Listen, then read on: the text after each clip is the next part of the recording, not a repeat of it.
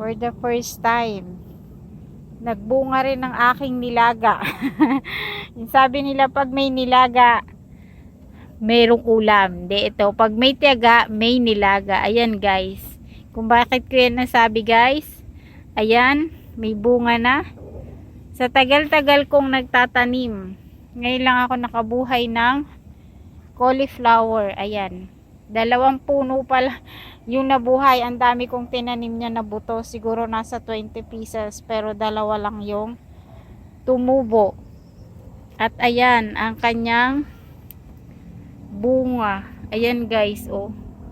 2 yan guys. 2 puno. Kaya nakakatuwa. Ayan. Sabi nga nila, try until you succeed. Ayan. O kaya pag may tiyaga, may nilaga. Ayan. Nagbunga na guys. Yung paulit-ulit kong pagtatanim ng cauliflower. Ayan na sila 2. Napaka-healthy nila at nagbubunga na.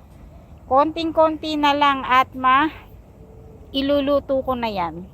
Ayan. Wait nyo guys. Pagka ito ay nasa ating kusina na at ready to cook na ang ating cauliflower.